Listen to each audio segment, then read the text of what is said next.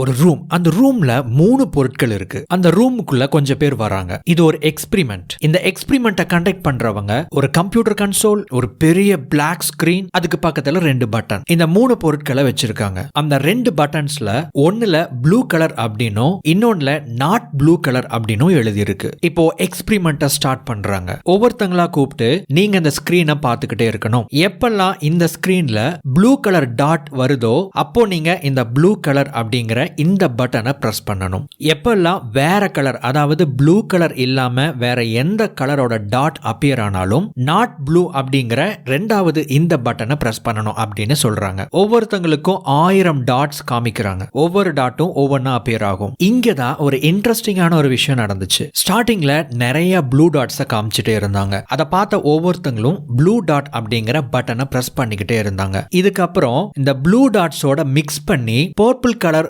டாட்ஸையும் காமிக்க ஆரம்பிச்சாங்க. இப்போ இத பார்த்த ஒவ்வொருத்தரும் ப்ளூ கலர் அப்படிங்கிற பட்டனை தொடர்ச்சியா பிரஸ் பண்ணிக்கிட்டே இருந்தாங்க. பிகாஸ் அவங்க அந்த ப்ளூ கலரை பார்த்து பார்த்து பழகி போய் பர்பிள் கலர் வந்த உடனேயே இது ப்ளூ அப்படின்னு நினைச்சிட்டு ப்ளூ கலர் பட்டனை பிரஸ் பண்ணாங்க. இந்த எக்ஸ்பிரிமெண்டோட முடிவுல இந்த ஒரு பர்டிகுலர் எஃபெக்ட்டை தி ப்ளூ டாட் எஃபெக்ட் அப்படின்னு பேர் வச்சாங்க. அந்த எஃபெக்ட் என்ன சொல்லுது அப்படின்னா, நம்முடைய எக்ஸ்பெக்டேஷனை நம்முடைய பெர்ஸ்பெக்டிவோடு ஃபிட் பண்ணிக்கிறோம். நம்ம எதிர்பார்க்கிறோம் பாத்தீங்களா, அந்த எதிர்பார்ப்புகளை நாம எதை பார்க்கிறோமோ, நம்ம எதை நம்புறோமோ அந்த நம்பிக்கைக்குள்ள அடைச்சு வச்சிடறோம். புரிஞ்சுக்கிறதுக்கு கொஞ்சம் கஷ்டமா இருக்கா? இன்னும் சிம்பிளா புரிஞ்சுக்கிற மாதிரி வேற ஒரு எக்ஸாம்பிள பார்க்கலாம். சேம் இந்த ப்ளூ டாட் எஃபெக்ட் மாதிரி இன்னொரு எக்ஸ்பிரிமெண்ட்டை கண்டக்ட் பண்ணாங்க.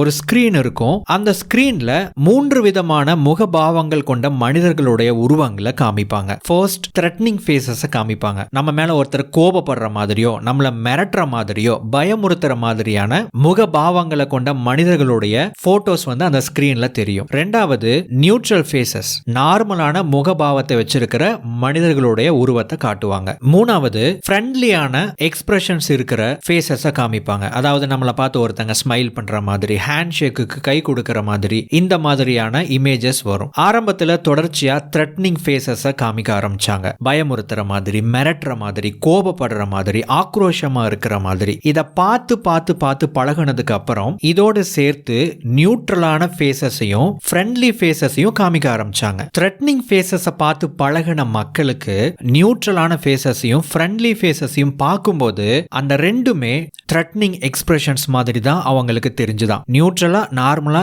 எதுவும் பண்ணாம நார்மலா இருக்கிற ஒரு உருவத்தை பார்த்தா கூட அது அவங்கள பார்த்து கோபப்படுற மாதிரியோ இல்ல முறைக்கிற மாதிரியோ தெரிஞ்சுதான். அந்த மக்களை பார்த்து சிரிக்கிற மாதிரியான உருவம் கொண்ட நபர்களுடைய போட்டோஸை காமிக்கும் போது அது இவங்க ஏதோ நடிக்கிறாங்க அப்படின்னோ, இல்ல இவங்க வந்து போலியா நம்மளை பார்த்து சிரிக்கிறாங்க அப்படின்னோ, இல்ல இவங்க ஏதோ முன்ன மறைச்சிட்டு நமக்கு நெகட்டிவா ஏதோ ஒரு விஷயத்த பண்ண போறாங்க அப்படின்னோ சந்தேகத்தோடு பார்க்க ஆரம்பிச்சாங்க. இங்கதான் அந்த ப்ளூ டாட் எஃபெக்ட் வேலை செய்ய ஆரம்பிச்சிருக்கு. நெகட்டிவான நிறைய விஷயங்களை பார்த்து பார்த்து பழகின நபர்கள் பாசிட்டிவான அல்லது நியூட்ரலான ஒரு விஷயத்தை பார்க்கும்போது இது மோசமானது, இது நெகட்டிவானது அப்படின்னே பார்க்கறாங்களாம். இப்போ ப்ளூ டாட் எஃபெக்ட் அப்படின்னா என்னன்னு உங்களுக்கு புரிஞ்சிருக்கும்னு நான் நம்புறேன். இந்த ப்ளூ டாட் எஃபெக்ட் அப்படிங்கிறது நம்முடைய லைஃப்ல மிகப்பெரிய அளவுல ஒரு விளையாட்டை விளையாண்டுகிட்டு இருக்கு. நமக்கே தெரியாம பல முறை இந்த ப்ளூ டாட் எஃபெக்ட்னால தவறான முடிவுகளை நாம எடுத்திருக்கோம். ஆல்பர்ட் ஐன்ஸ்டீனுடைய காலத்துக்கு முன்னாடி வரைக்கும் டைமும் ஸ்பேஸும் யூனிவர்சல் கான்ஸ்டன்ட் அப்படின்னு நம்பிக்கிட்டு இருந்தாங்க. Einstein time and space universal constant கிடையாதுன்னு நிரூபிச்சாரு. அப்போ இந்த சயின்ஸ் பீப்புளே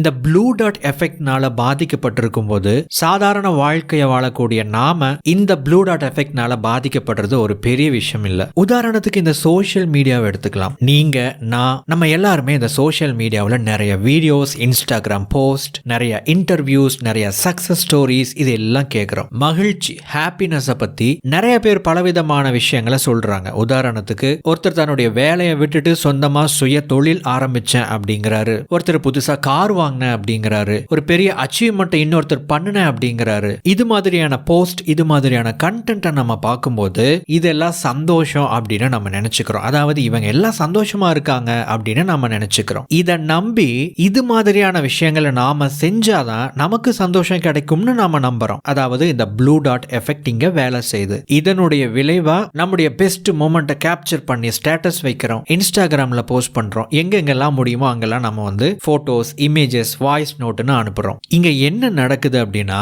மகிழ்ச்சி அப்படிங்கிற அந்த ஒரு விஷயத்தோட பலவிதமான விஷயங்களை நாம லிங்க் பண்ணி பார்க்கிறோம். நிறைய பணம், கார், வீடு, வசதி, வாய்ப்பு, டூர்ஸ், ட்ரிப்ஸ் எட்ஸெட்ரா எட்ஸெட்ரா. இங்க ஒரு விஷயத்தை நீங்க புரிஞ்சுக்கணும். ஹாப்பினஸ் அப்படிங்கிறது கான்ஸ்டன்டான ஒரு விஷயம் இல்ல. அதாவது மகிழ்ச்சிங்கிறது எல்லாத்துக்கும் ஒரே மாதிரி இருக்கிறது இல்ல. ஒரு குறிப்பிட்ட செயலை செய்யறதுனால ஒருத்தருக்கு மகிழ்ச்சியை கொடுக்கக்கூடிய அந்த செயல் இன்னொருத்தருக்கு மகிழ்ச்சியை கொடுக்கும்னு சொல்ல முடியாது. சில விஷயங்களை பண்ணனா நான் ஹாப்பியா இருப்பேன், அதே விஷயத்தை நீங்க பண்ணா நீங்க ஹாப்பியா இருப்பீங்கன்னு எந்த உத்தரவாதமும் கிடையாது. இதே மாதிரி தான் இந்த சக்சஸும். சில பேர் 4 மணிக்கு எழுந்திருச்சேன் அப்படின்னு சொல்லுவாங்க. நான் சொல்றது காலையில, சாயந்தரம் இல்ல. அவங்க ரொம்ப ஸ்ட்ரிக்டான ஒரு மார்னிங் ரூட்டீனை ஃபாலோ பண்ண அப்படின்னு சொல்லுவாங்க. இட்ஸ் ஓகே, அது உண்மைதான். ஆனா நாம என்ன நினைச்சுக்கிறோம் அப்படின்னா, அதே விஷயத்த நாமும் பண்ணுனா நமக்கும் அந்த சக்சஸ் கிடைக்கும்னு நினைக்கிறோம். பாத்தீங்களா, இதுதான் ப்ளூ டாட் எஃபெக்ட். அப்ப கான்ஸ்டன்டான நிலையான ஒரு விஷயம், எல்லாத்துக்கும் பொருந்துற மாதிரி பொதுவான ஒரு விஷயம் அப்படின்னு ஒண்ணு இருக்கா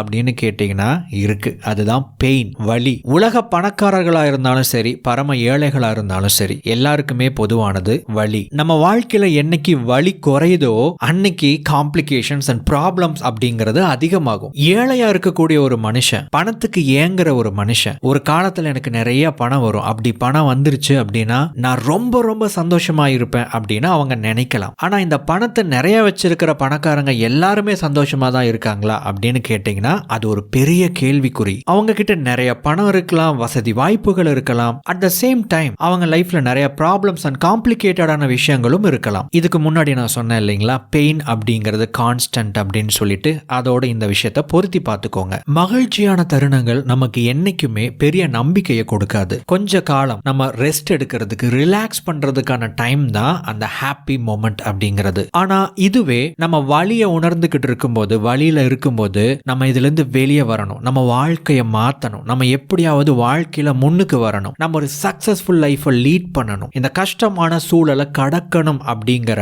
நம்பிக்கையையும் உந்துதலையும் கொடுக்கும். ஆனா நம்ம பெரும்பாலும் இந்த வலி, இந்த பெயினை நம்ம வாழ்க்கையோட ஒரு மிகப்பெரிய வில்லனா நினைக்கிறோம். அண்ட் இந்த வில்லனை நம்ம ஃபேஸ் பண்ணவே கூடாதுன்னு நம்ம நினைக்கிறோம். நம்ம வாழ்க்கையில இருந்து இந்த வலி, இந்த பெயினை நம்ம ரிமூவ் பண்ணிட்டோம் அப்படின்னா, நம்ம லைஃப்ல இருக்கிற ஒவ்வொரு சிங்கிள் ப்ராப்ளமையும் நம்ம ரிமூவ் பண்ணிட்டோம் அப்படின்னா, நம்ம வாழ்க்கையில எந்த ஒரு விஷயத்தையுமே இதுதான் என்னுடைய வாழ்க்கையின் நோக்கம் அப்படின்னு சொல்றதுக்கு எதுவுமே இருக்காது. விட்டோல்ட் பெலிக்கி ஒரு சாதாரண சோல்ஜர். அவர் குடும்பத்தோடு போலிஷ் நாட்டுல குடியேறாரு. அவருடைய வாழ்க்கை நல்லா தான் போய்கிட்டு இருந்துச்சு. அதுக்கப்புறம் ஹிட்லர் பவருக்கு வந்ததுக்கு அப்புறம் கிட்டத்தட்ட ஒரு மாசத்திலேயே போலாண்டோட அதிகப்படியான டெரிட்டரியை இழந்துடுச்சு. தன்னுடைய நாட்டுக்கு இப்படிப்பட்ட ஒரு நிலைமை ஏற்பட்டதை பார்த்த பிலக்கி ஒரு சீக்ரெட் குரூப்பை ஃபார்ம் பண்றாரு ஹிட்லருக்கு எதிரா. அதுக்கு த சீக்ரெட் பாலிஷ் ஆர்மி அப்படின்னு பேரும் வைக்கிறாரு. 1940 ஆரம்ப காலகட்டத்தில் ஜெர்மனி ஒரு மிகப்பெரிய கட்டடத்தை கட்டி எழுப்புறதுல தீவிரம் காட்டுறாங்க அப்படிங்கிற தகவல் இந்த சீக்ரெட் பாலிஷ் ஆர்மிக்கு வருது. இதுக்கப்புறம் பாலிஷ் நாட்டை சார்ந்த முக்கியமான நிறைய அதிகாரிகளும் பொதுமக்களும் திடீர்னு காணாம போய்கிட்டே இருக்கிறாங்க. அவங்க எங்க போனாங்க, அவங்களுக்கு என்ன ஆச்சு அப்படின்னு யாருக்கும் தெரியல. இந்த ஜெர்மானியர்கள் கட்டுனாங்க பாத்தீங்களா ஒரு மிகப்பெரிய ஒரு கட்டடம், அதுக்குள்ள இவங்களை எல்லாம் கொண்டு போய் வச்சிருக்கலாம் அப்படின்னு இந்த சீக்ரெட் குரூப் அனுமானிக்குது. இந்த டைம்ல தான் பெலிக்கி ஒரு முக்கியமான முடிவு எடுக்கிறாரு. அந்த மாபெரும் கட்டடத்துக்குள்ள நாம போய் அங்க என்ன இருக்குதுன்னு நேர்ல பார்த்தாதான் உண்மையை கண்டுபிடிக்க முடியும் அப்படின்னு சொல்லிட்டு தான் அதுக்குள்ள போறதுக்காக முன் வர்றாரு. போறதுக்கு முன்னாடி அது ரொம்ப மோசமான இடம், பயங்கரமான இடம் அப்படின்னு சொல்லிட்டு அதை பத்தின சில அனுமானங்களோடு போறாரு. போனதுக்கு அப்புறம் தான் தெரியுது அது ஜெர்மானியர்களுடைய ஒரு வதைக்கூடம், கான்சென்ட்ரேஷன் கேம்ப். இவர் எந்த அளவுக்கு கற்பனை பண்ணிட்டு வந்தாரோ அதை விட பல மடங்கு மோசமான பயங்கரமான ஒரு நிலையில இருந்துச்சு அந்த கான்சென்ட்ரேஷன் கேம்ப். இன்னும் சிம்பிளா சொல்லணும்னா அந்த கான்சென்ட்ரேஷன் கேம்ப்ல வாழ்றது ரொம்ப கஷ்டம், சாகிறது ரொம்ப கஷ்டம். அந்த ரெண்டுக்கும் இடைப்பட்ட ஒரு நிலை இருக்கு பாத்தீங்களா, அந்த வேதனை தான் அங்க இருக்கிற கைதிகளோட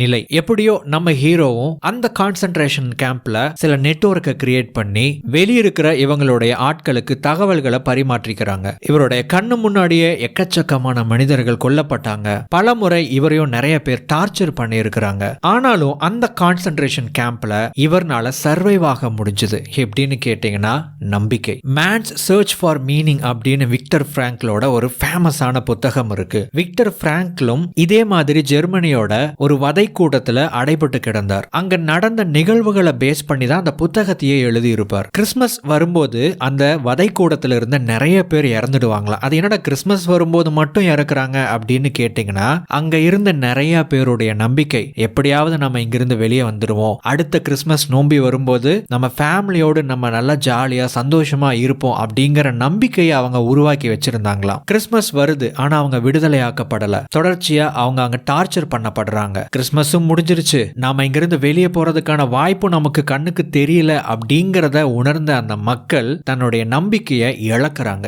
எப்போ தன்னுடைய நம்பிக்கையை இழக்கிறாங்களோ அப்போ அவங்களுடைய உயிர் அவங்க உடம்பு விட்டு பிரிய ஆரம்பிச்சுதான். ஆனா அங்க இருந்துட்டு இந்த விஷயங்களை எல்லாம் பார்த்து வெளியே வந்து ஒரு புத்தகமா எழுதினாரு பாத்தீங்களா விக்டர் பிராங்கல். அவர்னால எப்படி சர்வைவ் ஆக முடிஞ்சதுன்னு கேட்டீங்கன்னா, அவருடைய நம்பிக்கையை கிறிஸ்மஸ் மேலேயோ அல்லது ஒரு சாதாரண ஒரு சின்ன அல்லது ஒரு ஷார்ட் டேர்ம் விஷயத்தின் மேல வைக்கல. இன்னும் சொல்ல போனா அவருடைய நம்பிக்கையை அவர் இழக்கவே இல்லை. அதனால அங்க இருந்த அந்த பயங்கரமான இடத்துல இருந்து அவர்னால வெளியே வர முடிஞ்சது. நம்ம பெலிக்கும் இதே மாதிரி தாங்க, நம்பிக்கையை இழக்கவே இல்லை. அதனால ஒரு வழியா அங்கிருந்து அவர்னால வெளியே வர முடிஞ்சது. அது மட்டும் இல்ல, அதுக்கப்புறம் அவர் நிறைய போர்கள்ல கலந்துகிட்டாரு. இதெல்லாம் எப்படி சாத்தியம் அப்படின்னு கேட்டீங்கன்னா, ஹோப், நம்பிக்கை, அந்த ஒண்ணை மட்டும் அவங்க இழக்கவே இல்லை. கடினமான சூழ்நிலைகளை கடந்து வந்த மனிதர்களுடைய கதையில 2 முக்கியமான தூண்கள் இருக்கும். ஒன்னு கஷ்டம், வலி, இன்னொன்னு நம்பிக்கை. இந்த வீடியோவை பார்த்துக்கிட்டு இருக்கிற உங்கள யாருக்காச்சும் உங்க வாழ்க்கையில பெயின் அப்படிங்கிற சிச்சுவேஷனை இப்போ நீங்க அனுபவிச்சுக்கிட்டு இருக்கீங்க அப்படின்னா, கடினமான ஒரு சூழலை நீங்க ஃபேஸ் பண்ணிக்கிட்டு இருக்கிறீங்க அப்படின்னா நம்பிக்கை வைங்க. யார் ஒருத்தங்க கிட்ட அதிக அளவு கஷ்டமும் நம்பிக்கை இல்லாம இருக்கோ அவங்க தான் வாழ்க்கையில தோத்து போறாங்க. யார் ஒருத்தங்க கிட்ட நம்பிக்கை இருக்கோ அவங்கனால எவ்வளவு பெரிய கடினமான சூழ்நிலையும் கடக்க முடியுது. நம்ம வாழ்க்கையில நிறைய நெகட்டிவ் சைடை நம்ம ஃபேஸ் பண்ணி இருக்கலாம். அடி மேல அடி, இடி மேல இடி, தொடர்ச்சியா கஷ்டங்கள், நிறைய ஃபெயிலியர்ஸ், இந்த மாதிரி நிறைய பார்த்து பார்த்து பழக்கப்பட்ட நாம நம்ம வாழ்க்கையில ஏதாவது ஒரு புதுசா ஒரு ஆப்பர்ச்சுனிட்டி வரும்போது, ஒரு நல்ல விஷயம் வரும்போது, இந்த ப்ளூ டாட் எஃபெக்ட் மாதிரி அதிகமா ப்ளூ டாட்டை மட்டுமே பார்த்து பழகின நாம வேற கலர்ல டாட்ஸை பார்க்கும்போது அதுவும் நமக்கு நீல கலரா தெரியுற மாதிரி கஷ்டங்களை பார்த்த நாம வரக்கூடிய வாய்ப்புகளையும் இதுவும் ஒரு கஷ்டமான ஒரு விஷயமா இருக்குமோ அப்படின்னு நாம சந்தேகப்படுறோம். நல்லா கவனிங்க, நம்பிக்கை வைக்கிறது இல்ல, சந்தேகப்படுறோம். அப்படி வரக்கூடிய வாய்ப்புகளை நாம பயன்படுத்திக்கிறது இல்ல, அதற்கான செயல்களை நாம செய்யறதும் இல்ல. அதனால நம்ம வாழ்க்கையில முன்னேறதும் இல்ல. நம்ம முட்டி மோதுறோம், போராடுறோம், ஆனா ஏதோ ஒரு இடத்துல தப்பு நடக்குது, அது எங்கன்னு தெரியலன்னு ஒரு கேள்வி உங்க மனசுல இருக்குன்னா அதுதான் இந்த ப்ளூ டாட் எஃபெக்ட். நாம பார்த்து பார்த்து பழகின விஷயம் தான் திரும்ப திரும்ப வருதுன்னு குருட்டுத்தனமா நம்பிக்கிறோம். எப்படி அந்த எக்ஸ்பெரிமெண்ட்ல நிறைய ப்ளூ டாட்ஸ் வந்துட்டே இருந்துச்சோ அதே மாதிரி நம்ம வாழ்க்கையில் நிறைய கடினமான சூழல்கள் ஏற்படலாம். ஆனா எப்படி அந்த பர்பிள் டாட்ஸ் அப்பியர் ஆச்சோ அதே மாதிரி வாய்ப்புகளும் வரலாம். ஆனா இப்படியெல்லாம் நமக்கு நடக்க கூடாதுன்னு வாழ்க்கையினுடைய இயல்பு தன்மையை நாம எதிர்க்க ஆரம்பிக்கிறோம். அதை எதிர்க்கிறதுக்கு பதிலா அதை நீங்க புரிஞ்சுக்கோங்க. ஆனா அந்த உண்மை கொஞ்சம் கசக்க தான் செய்யும், வேற வழி இல்ல. நம்பிக்கை, இந்த நம்பிக்கையை உருவாக்குறது எப்படி? ஹாப்பினஸ், மகிழ்ச்சி இருக்கு இல்லையா, இதற்கான ஆப்போசிட்டான வார்த்தை என்ன அப்படின்னு கேட்டா நீங்க கவலை, துக்கம், வருத்தம் அப்படின்னு சொல்லுவீங்க. ஆனா உண்மையான ஹாப்பினஸுக்கு ஆப்போசிட் என்ன அப்படின்னு தெரியுங்களா? ஹோப்லெஸ்னஸ், நம்பிக்கை இல்லாத நிலை. நம்ம வாழ்க்கையில ஒரு கவலை, ஒரு துக்கம், ஒரு பயம், எதிர்காலத்தை பத்தின ஒரு பயம், இதெல்லாம் ஏன் ஏற்படுது அப்படின்னு யோசிச்சு பார்த்தீங்க அப்படின்னா நம்பிக்கை இல்லாத ஒரு நிலை எப்போ ஏற்படுதோ அப்போ இதெல்லாம் நடக்கும். சரிதானா? அதனாலதான் நிறைய பேர் பலவிதமான அடிக்ஷன்ஸுக்கு உள்ளாகிறாங்க. கொஞ்ச நாளைக்கு முன்னாடி ஒரு வீடியோல அந்த வீடியோவை பார்த்த ஒரு நபர் கமெண்ட் பண்ணி இருந்தாரு, நானும் இது மாதிரி தான் தொழில் பண்ணி பெரிய ஆள் ஆகணும் அப்படின்னு ஆசைப்படுறேன், ஆனா என்னை சுத்தி இருக்கிற நிறைய ஃபேக்டர்ஸ் அதுக்கு ஒத்துழைக்கவே மாட்டேங்குது, அது சரியில்லை, இது சரியில்லை, யாருமே சரியில்லை அப்படின்னு சொல்லிட்டு ஒரு கமெண்ட் பண்ணியிருந்தாரு. அந்த கமெண்ட் சரிதான்னு சொல்லிட்டு சில பேர் ரிப்ளையும் பண்ணியிருந்தாங்க. ஆனா அது உண்மைதான். பட் அதுதான் நிஜம், அப்படிதான் இந்த உலகம் இருக்கு அப்படிங்கறத நீங்க புரிஞ்சுக்கோங்க. இருள் அப்படிங்கிற ஒரு விஷயம் ஏற்கனவே எல்லா பக்கமும் பரவி கிடக்கு. இருளை உருவாக்குறதுக்கு உங்களுக்கு எந்த ஒரு பொருளும் தேவைப்படாது. வெளிச்சத்தை உருவாக்குறதுக்கு தான் ஒரு பொருள் தேவைப்படும். அது ஒரு தீக்குச்சியா இருக்கலாம், ஒரு மின் விளக்கா இருக்கலாம், டார்ச் லைட்டா இருக்கலாம், வாட் எவர். இருள் இப்படிதான் அப்படின்னு புரிஞ்சுக்கிட்டீங்க அப்படின்னா வெளிச்சத்தை எப்படி உருவாக்குறது அப்படிங்கறத நீங்க உணர்ந்து செயல்படுவீங்க. ஆனா அதுக்கு பதிலா என்னை சுத்தி எல்லாருமே தப்பா இருக்கிறாங்க, அரசாங்கம் தப்பா இருக்குது, அதிகாரிகள் தப்பா இருக்கிறாங்க, அது சரியில்லை, இது சரியில்லை அப்படிங்கிற ஒரு பார்வையில இந்த உலகத்தை பார்க்க ஆரம்பிச்சீங்க அப்படின்னா உங்க வாழ்க்கையில நம்பிக்கை அப்படிங்கறத நீங்களே கொன்னு புதைக்க ஆரம்பிச்சிடுவீங்க. அந்த நம்பிக்கை எப்போ உங்களை விட்டு போக ஆரம்பிக்குதோ அப்போ ஆக்கப்பூர்வமான எந்த செயலையும் நீங்க செய்ய மாட்டீங்க. முதல்ல இந்த வாழ்க்கையில வரக்கூடிய வழி இருக்கு இல்லையா, நாம படுற கஷ்டங்கள், இதையெல்லாம் வில்லனா பார்க்காதீங்க, இதை ஒரு நெகட்டிவான ஒரு ஆஸ்பெக்டா பார்க்காதீங்க. ஏன்னா வழிகள் தான் உங்களுடைய வலிமையை அதிகரிக்கும். சென்ஸ் ஆஃப் கண்ட்ரோல் நீங்க கையில் எடுக்க வேண்டிய முதல் கருவி. நம்பிக்கையை உருவாக்கணும் அப்படின்னா நீங்க சில விஷயங்களை கண்ட்ரோல் பண்ண முடியுது அப்படிங்கிற நம்பிக்கை. உங்களால ஒரு பெரிய விஷயத்த மாத்திட முடியாது, ஆனா ஒரு சின்ன விஷயத்த மாத்த முடியும் இல்லையா? அந்த சின்ன விஷயத்த செய்யறதுனால என்ன பெருசா மாறிடவா போகுது அப்படின்னு நினைக்கிற அளவுக்கு அந்த சின்ன விஷயம் இருக்கு இல்லையா? நான் அதைத்தான் சொல்றேன். அதை உங்களால கண்ட்ரோல் பண்ண முடியும் இல்லையா? அதை நீங்க நினைக்கிற மாதிரி என்ன வேணாலும் அந்த ஒரு விஷயத்துல செய்ய முடியும் இல்லையா? அந்த சென்ஸ் ஆஃப் கண்ட்ரோல் அதை முதல்ல நீங்க கையில எடுக்கணும். கையில எடுக்கிறதுனா என்ன அப்படின்னு தெரியுமா? அதுல நீங்க என்ன மாத்தணும்னு நினைக்கிறீங்களோ அந்த மாற்றத்தை